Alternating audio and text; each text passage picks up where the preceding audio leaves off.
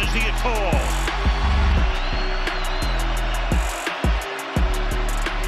Lawrence fires. That's caught on the run. Christian Kirk inside the 20. He goes, and Christian Kirk takes the ball all the way to about the 1-yard line. Carr to the end zone, off the fingertips of Moreau. Could not hold it in.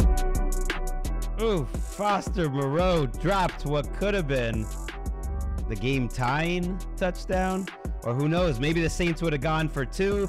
They threw a fade on 4th down in the red zone. That didn't work either. The Jaguars escape 31-24 in a game that was, not as entertaining as that score would say, but more entertaining than we thought it was going to be about halfway through when it looked like the Jaguars were going to run away with this. I'm Gregg Rosenthal, wrapping up TNF with Charles McDonald from Yahoo. You helped us out a year ago, Charles. He's the host of the Exempt List podcast, doing good stuff over at Yahoo Sports. Thanks for joining, Charles. Glad we got a good one for you. Yeah, well, I was a little worried when as this game was going on in the first half, but luckily the Jaguars kind of, did what they've done all year and mess around in the second half and let the other team get back into it. But they were blessed by the grace of God, really, to have Foster Moreau drop that touchdown at the end of the game and give them the win. But man, that was a really, really sloppy game. Like you said, the final score does not. It was not an indicator of how competitive or close that actually was. Right. There's so much, and I do think this tends to happen on TNF games. I used to think it was just something people complained about on Thursday nights, because like half of these early, slate games on Sundays, they're ugly too. But now I really do think there is something to it, not having that time to get ready and to recover your body and everything that goes along with it. So this was an ugly game, but it ended up being entertaining. And I'm trying to check myself because, I went to school in New Orleans. I follow the Saints team closely. And they feel like the main characters to me in this game, the ups and the downs, and they're the home team. And yeah, I will start with the Jaguars here because they are 5-2, and they've managed to get through a tricky part of the schedule where they were in London for 2 games. They come back, they have a division game, and then a short week on the road in New Orleans. They get to 5-2, and you said it, Charles. Every week they come out, and their opening script is godlike. I mean, Press Taylor, who's calling plays for them now, and Doug Peterson helps put together the plan, and Trevor Lawrence, they come out every week. The first couple of drives are awesome. It happened again tonight. They put a touchdown up early. They get another touchdown early second quarter. It's 14-3, and then it just gets stagnant the rest of the game. And I can't really put it on Trevor Lawrence, who's playing out there with an injured knee, although he looked good running the ball. Like, what is it that you're seeing with his offense this year, and then certainly in this game, where it's like they seem to start off well, and then they can't quite hit the levels that they were hitting at the end of last year? Well, I think one thing was big for them in this game, at least, was the absence of Zay Jones. I almost said Zay Flowers. Wrong Zay. But they kind of found themselves in a situation today where Jamal Agnew was taking real deal wide receiver reps for them when he's more of a gadget return guy. I feel like if in the best use of Jamal Agnew for an NFL offense, you're probably looking at a guy who's taking screens, maybe a reverse or a jet sweep every once in a while. But where they got into trouble was, having him run routes that you would expect Calvin Ridley to be making, or Zay Jones to be making, or Christian Kirk to be making. And for some reason, he kind of kept getting funneled the ball. Like, he had 6 targets in the first half alone, and they tried to get him the ball in another reverse that didn't really work out in their favor. So I think they're just kind of stuck when the Ridley to Lawrence connection isn't working, right? And it wasn't working. It wasn't working today Jamal at all. Agnew got 6 targets. Calvin Ridley had 4. I don't think he had any in the first half. He only had 1 catch, 5 yards. It's been a very strange Ridley season where it's either he's the game changer or he's kind of taken away from the offense. And that's what it felt like tonight on a big call that they dial. You're on a big drive when it was tied, I believe. or they're trying to put the game away. They go 3 straight plays to Ridley. None of them work. They end up getting the ball back and getting the go-ahead touchdown. But it's been uneven throwing it to Ridley.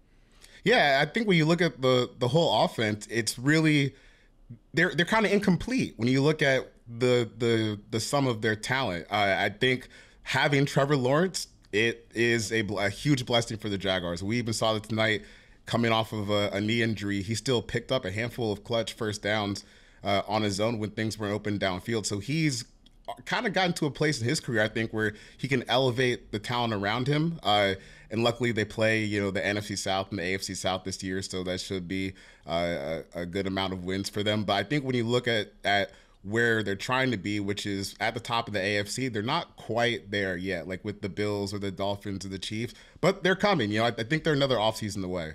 But they're also stacking wins as they go. And so one of the things I've tried to learn over the years is October, these teams, they're not really who they're going to be when it matters. They'll fool you one way or another. And the key is, do you have the pieces that are there? Are you kind of stacking wins and you're in a good position along the way? And they've done it. They started out 1-2. They're up to 5-2. No one in the AFC has more wins than they do as we go to sleep tonight. They got Pittsburgh next week, and then they have a bye week. So a nice little stretch here where they have a lot of off days. And as you mentioned, the schedule's not bad at all down the stretch. So they're in good position, and we can get to their defense later, but there's some things about their defense I like. And ultimately, they're improving enough on offense, and Lawrence looks good this year that I'm not too worried. But I got to get to the Saints because the Saints this whole game. Yeah. Well, let's work backwards actually at the end, because the Saints offense came alive in the fourth quarter. The Alvin Kamara offense, which is what we can call the Saints, he had 29 touches total, 153 yards from scrimmage total, 62 were on the ground on 17 carries, 12 catches for 91. I mean, everything is check down. Everything's going to Kamara. He's not really making plays on the second level, but he's good at making that first guy miss. But it was a very frustrating night for Derek Carr. It's a frustrating night for Saints fans who are booing the hell out of him early. He's yelling at half of his teammates during the game. Olave for stopping short on a route. Kamara for changing his route up once. He's checking the ball down before even seeming to go through his reads. And then you look up at the end of the game, and here they are, making a fourth quarter comeback. A Foster Moreau drop away from tying this thing at 31 if they go for the extra point. And I know Dennis Allen, he's gutless. He would have definitely gone for the extra point. What do you make of this Saints team after spending your night with them? Oof, that was an open-ended question, but I'm just frustrated watching it. The petty Falcons fan in me, I Yes. got a nice kick out of that, to be honest with you, because they look terrible for the vast majority of the game, right? And honestly, for how decimated their offensive line was, I thought the protection maybe could have been a little bit worse. There were times when Josh Allen and Andres Pete had their quote unquote battles where Josh Allen would run straight past them, or they had protection mixes ups in the middle where, they had guys running straight through the middle of the line of scrimmage.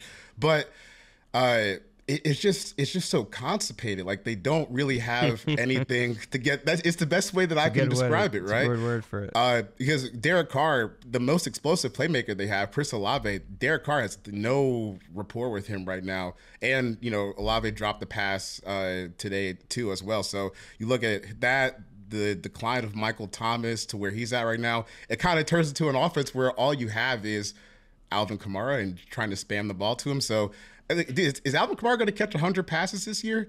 I don't really think that that's a great style of offense for them. But then they come back, and when you got to have it, they run down the field, 53 yards, 3 plays, score a touchdown. I'm like, where is that? Where has that been all game? Because I don't think these players are as bad as maybe their production has been, but it was just a mess tonight. No, I think if you put Kamara or even Michael Thomas on a more functional offense, they would look better. Kamara, he has 23 catches going into this game, so he now has 35 on the season in 4 games. That's crazy. That's if he was playing 17 games, that's a pace for 150, and he's not the same dude he used to be. in terms of making people miss at the second level. And so some of those, I've said it on this show, some of those plays that used to be like 21 yards are like 8 now or 10. But they wore the Jags down. I think a big part of that was just it's a short week, and they ended up running 87 plays. The Jags could not stay on the field in the second half. They decided not to go for it on a fourth down. The Saints had a really long drive that then didn't score, and then they had a pick six, and then they had another long drive. So they just had the ball forever, and I think that's part of the reason why you saw the Saints look so good at the end of the game was the Jaguars' defense was just worn out. But you're right on Olave, because there's frustration there. They threw the ball to him 15 times tonight for 57 yards. So that's under 4 yards per attempt when you're targeting Olave, nothing over 14 yards.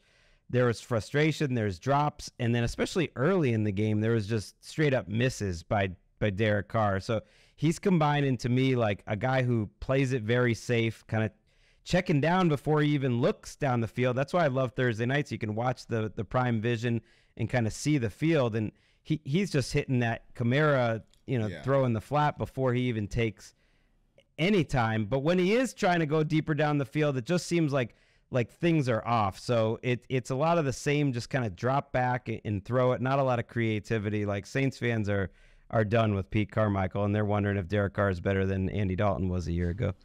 Yeah, it one of the more interesting parts of the game to me was, you said they had 87 plays. Like they had to use all of those plays to get, down the field, because as bad as they were on third down, because there were so many plays where Derek Carr, it'll be 3rd and 8 and he's throwing short of sticks. 3rd and 6, he's throwing short of the sticks. And then they end up 4 and 6 on fourth down, because I think in the second half they were like, well, screw it. We got to start going for it. Even if Derek's not going to, give us a chance down the field, we still have 41 in the backfield and we can spam that. So they went 3 of 18, by the way, on third down. That was, until they got that third one, that was the most third down attempts without a third conversion in 4 years. So it's pretty rare that a team does that. Yeah, it just the best way I can put it is offense looked very, very hard for the Saints tonight. There's just no easy buttons. There's no outlets, and hopefully that can improve for them as the offensive line gets healthy, and maybe Trevor Penning can improve and start to look like the first-round pick that they drafted him to be. But they just kind of seem to be in a bit of a talent deficit right now. It's top heavy. You still have your stars at the top, but I think what we've seen as they've had to deal with the effects of kicking all the Breeze money down the road and kicking all those contracts down the road is you start to lose like the middle class of your roster. So when an Alontae Taylor gets hurt, maybe you don't have someone to replace him. When your offensive line gets hurt, you've probably got someone cheaper than what you had in the past as depth. So that's where you start to see it, because I think it's interesting when people say, oh, the cap's not real. And for the most part, like, yeah, you can do your tricks to mess around with it. But when you put yourself into a situation like the Saints, it's just a slow bleed of talent over year after year after year after year. And I looked it up during the game today. They are projected to have negative $80 million in cap space next year. So they could mess around with that, and to a decent degree. But to a degree. Here's some guaranteed money that they have next year. I know it's a little early to be talking like next year for Saints, but Derek Carr, Ramczyk, you're loving this as a Falcons fan. I want to get to your reaction too about how the Saints fans are booing the hell out of the team. But Derek Carr, Ramczyk, Cam Jordan, Kamara, Taysom Hill, Jameis, they all have money that's going to be, I think, $10 million plus into next year. And yeah, they can keep spreading it out, but that's money that's going to be on their cap. And the point is, like, these are all declining players. They're not players that are on the upswing for the most part. So now you're kind of tied into this core for at least a couple more years that aren't necessarily getting better. The whole point is to be maxing out this year to get to 9 or 10 wins, to get Dennis Allen and Mickey Loomis another 2 years at this gig. I mean, to me, that's been the whole point of this Saints season, and I think it's why the fans are especially so frustrated. How are you feeling watching them boo the hell out of the Saints? Like, in the first half, the game was just like 7-3, and they're booing the checkdowns to Derek Carr. Like, they're 3-3. They're tied for Are they tied for first, or the Bucks are 3-2? The Bucks are first. Yeah, I mean they're basically they're 3-3 though. They're trying to get into first place this week, and their fans are booing the hell out of them because they're kind of just sick of watching this offense. Like, how does that make you feel as a Saints hater? Amazing. It's what like these people deserve to have. I don't know. That's the best way that I can put it. I mean, y'all not in much of a better I know, but like I can't right get too ahead of myself because like this rivalry does get petty enough where someone will come back and pull this and say something to me about it if the Falcons offense doesn't pick it up. But for now, I mean, watching Derek Carr get booed as a Saints quarterback, it's like everything I dreamed of this offseason. It's what I need. And I think what's crazy is I found myself looking at his contract to see if they could get out of it after the offseason. Yeah, they kind of can, but they kind of can. Yeah, they'll eat. They can and they will if it goes downhill. But they'll eat half of it. We've right. kind of they eat I think plus 10 million or something, and they would do that if that's what they feel like the best move is. We'll see how the rest of this season goes. I think the interesting thing for where Saints fans are, where the organization is every year, basically since Drew Brees has started to dwindle down through his retirement through this year, you're all in just based on how your roster is set up. Like you kind of have to functionally be all in. So you're starting to see diminishing returns on what being all in every single year starts to look like. And now you're kind of at a spot where, oh man, some of our core players are getting older. We just signed Derek Carr and he doesn't look like he's a great fit here. And now we're just kind of waving around in no man's land again. So like you said, their goal should be to get 10 wins because job security matters if you are Dennis Allen and Mickey Loomis, but I don't really see where this season is supposed to take them. Okay. We're going to take a quick break, but I do have a couple points on what you just said with job security coming up after the break. Okay. I do want to mention here how this was a revenge game for Doug Peterson. And I love the guys at the Saints Twitter podcast. I'm sure they are ranting tonight. They have one of the best team-specific podcasts out there. You guys can check it out. And one of their things that always cracks me up is they're so pissed that Doug Peterson only got a Zoom interview when they hired Dennis Allen.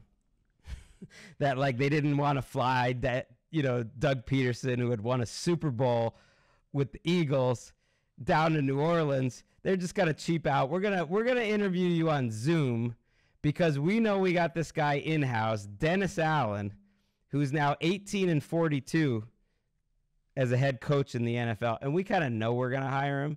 And so these are kind of sham interviews. We're gonna do Eric Bieniemy like that too, and we're not really gonna try to get creative on offense. We're gonna keep Pete Carmichael, who there were some whispers, reports didn't even want the OC job because he was kind of cool with just kind of being in the background. And I'm not saying that to like say, oh, let's just mock them, they made a bad choice. I'm saying it to point out what you talked about, which is like, I think they did that because Dennis Allen was the guy they knew that wasn't going to rock the boat. And I do think there is something about this organization where Gail Benson's there, who took over for her late husband, and Mickey Loomis is really running this show. He has about as much power as anyone that's like not an owner, not a head coach. Sean Payton's out the door. And I think they just wanted to like keep it all in-house. They weren't hiring any new assistants from outside the building. It's all the same people. It's like all the same players. It's just like, let's just keep this all together. We don't want someone like Doug coming in here who's going to bring in his own people. And who knows, if it gets kind of sideways, like we're going to be out of a job. So it's this whole sort of culture that I think speaks to what even you were talking about with the roster getting stale. It's just like, let's just hold on to this as long as we can. Like, I don't think there's any aspirations to win the Super Bowl. It's like, let's get paid for like 4 or 5 more years if we can. And that's like, I get it. Like, I get the motivation to make that happen. But like, I don't think long-term success is gonna happen when you make decisions like that. No. And at the time, I kind of understood it because I do think where they were as far as like their roster construction and their cap space was kind of relevant for the hire they made. I don't think it was quite an inspiring hire because, like you said, 18-42 record kind of speaks for itself after a while. But you're at a point where, excuse me, you can't really blow it up and rebuild due to the contracts you have. So maybe you just say, let's run it back to a degree. And for Doug, that worked out great for you, man. Like you fell into the lap of Trevor Lawrence. That's and now true. that gets to be your protege. It was much better that way. And that was at the point in the offseason too. Doug Peterson was not sure to get a job. I forget now off the top of my head who Jacksonville's first pick was, but it wasn't Doug Peterson. Was that the Byron Leftwich year? Was that it? Wow, or maybe. No. I think that was the year after. He didn't want it. It was the same hiring cycle as Allen, but they ended up with a better coach with Doug Peterson. And thank you. This is why I like the TNF recaps. It's the only time we go this deep into one team. And it's the only time I really feel like I have the space where my regular co-hosts, Mark and Dan, aren't just going to cut me off from making my 3-minute rant on the Saints have just been trying to protect their jobs all these years with Dennis Allen. It was Byron Leftwich. I just looked it up. Memory did not fail. Yeah, they picked Doug over Byron, then Byron got fired after this past season. Well, they made a good choice. Doug Peterson doing a good job. And then the last thing on the Saints is you mentioned how, they didn't protect Carr well tonight, maybe a little better than you would expect. They did have backups at their tackle position. They suddenly are very banged up there. But that speaks to the weirdness that's going on there. Their first round pick, Trevor Penning, was their left tackle starter the whole season until last week when an article goes up on NewOrleansFootball.com. I don't know how deep you got into this, Charles, but I'm deep into Saints Twitter, talking basically about how bad Trevor Penning's been. I've watched him play. Sources inside the organization and saying how he's messing up the run game and that he's going to be benched, and that's how he learned that he was going to be benched. And I'm fine with like them benching Trevor Penning. He struggled, but this is some Dennis Allen stuff where he did it back in Oakland, and he's done it a little bit in New Orleans when they were going to trade CD Deuce, where he started seeing all this stuff popping out in the media, and he's just like kind of using the media to explain what he's going to do. But it's like, just tell the man you're benched. Right. You don't need to like do some whole sourcing and bury him in the media. So it's like, I don't think players respect that, and they're not stupid. Believe me, if I'm talking about it, they're talking about it. Well, especially with the Trevor Penning thing, it's not like benching him would not have been totally justified based on watching him play. So I don't know why you would have to. And then their left tackle got hurt, and then their backup left tackle got hurt, and now he's like the fifth string tackle. What's going on? They didn't start. I know it's crazy. Like it kind of seems like they're just waving the white flag on that pick already, which is kind of crazy. But he really has been that bad. I think it's also kind of an indictment on maybe even where they are like culturally that they would rather go Andres Pete and Cam Irving as your tackles than even just try to have your first round tackle, just give it a go. So he was on the field when they like lined up. I don't know if it was like 7 on the line or something for that Taysom Hill touchdown at the end Sanders of the game. In the backfield, the defensive tackle. You got your defensive tackle, Kalen Sanders in the backfield. You got Trevor Penning over there as like a extra tight end. I mean, every time I watch the Saints, I can't believe I got to this place, but I'm like, give me more Taysom Hill. Man, like they're off. He's pretty good at what he does. He's not worth the money that he gets. He's guaranteed like $13 million next year, by the way, too. So he's not going anywhere. But it's like, at least they got some juice when he's on the field. He's been pretty good this year. As someone who has been on the wrong end of a lot of Taysom Hill runs as far as Falcon fandoms go, I swear to God, that Taysom Hill quarterback power run is like one of the most unstoppable plays in football. Like when the goal line, they can run it on first down and short yardage.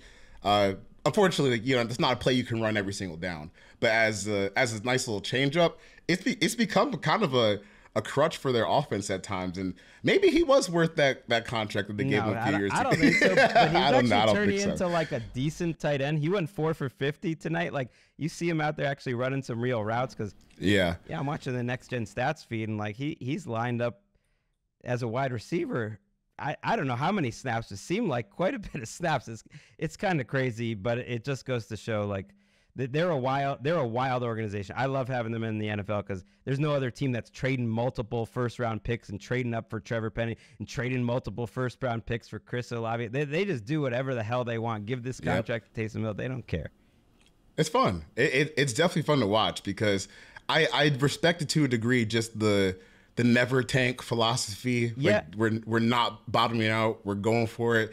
But it's just starting to deteriorate. And I think this year is really one of the heaviest times you can see, oh, wow, this is kind of going to be a multi-year rebuild for them to get back to where they want to be. But like your Falcons and like the Bucks, this division is pretty lousy. So everyone's got hope. And so the Saints still have hope at 3-4. But I'm kind of glad they're 3-4 because they deserve to be 3-4. They don't deserve to be 4-3. Let's finish by talking some positive about the Jaguars, maybe where we see them going from here.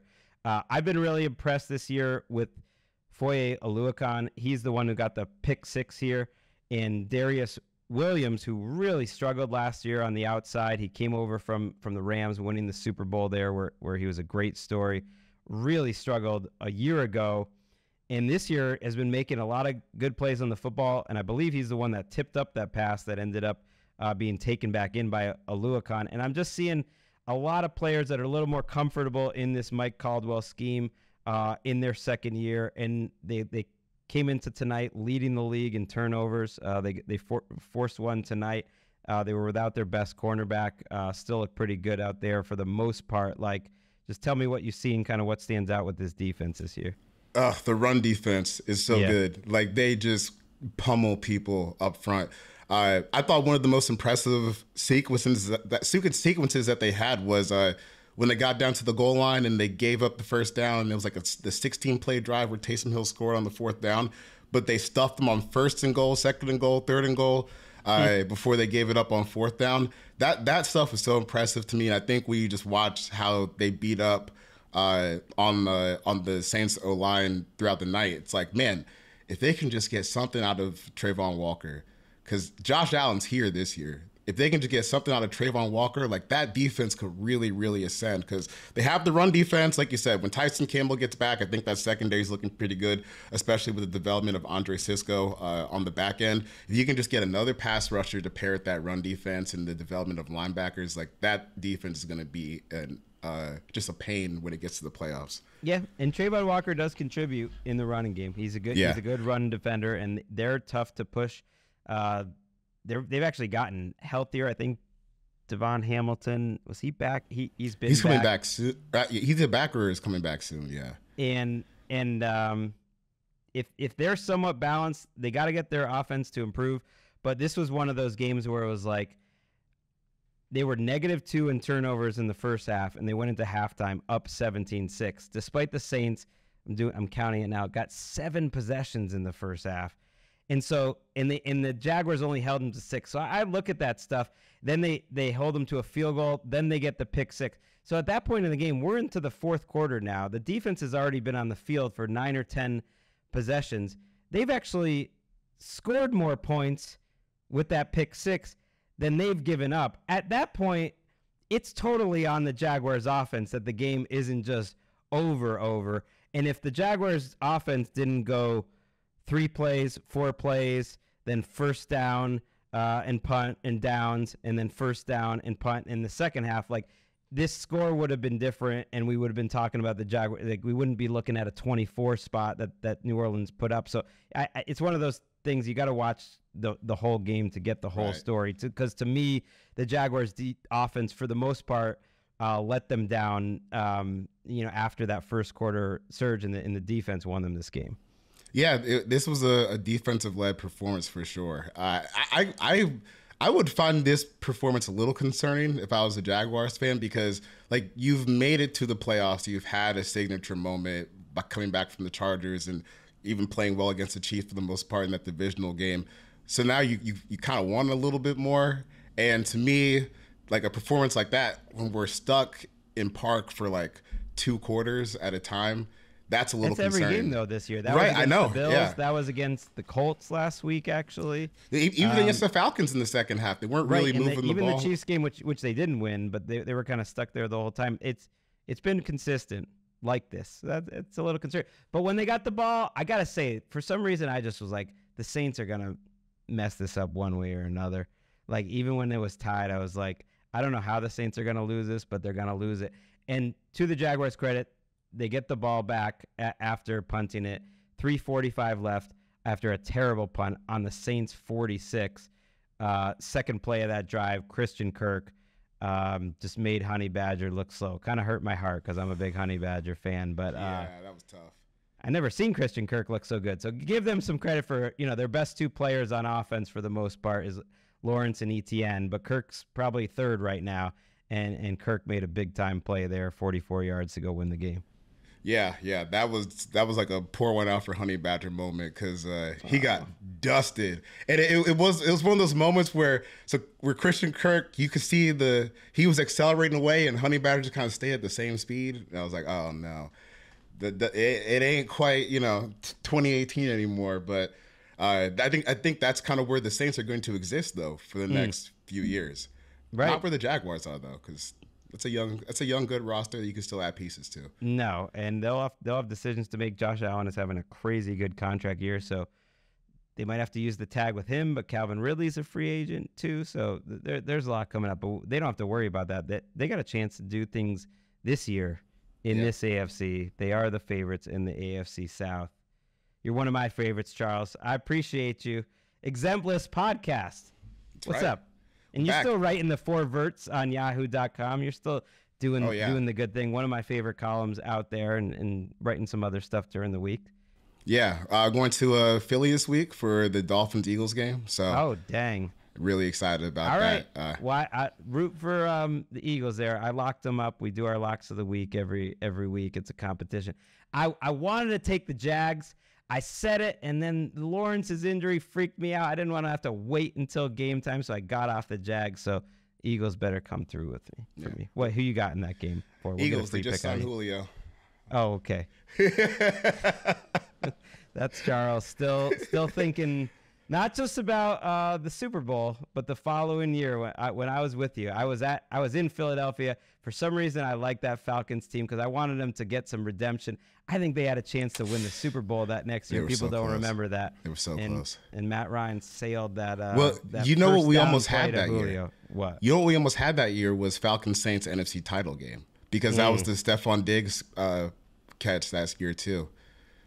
One play away in each game from Falcons Saints NFC title game, which is basically like World War III. Yeah. Instead, we got Brandon Graham strip sacking my guy Tom Brady in the Super Bowl. Charles, great job again. Fun game. Jaguars win it 31-24. We will be back here on Sunday for the flagship recap show. In the meantime, eat the coffee.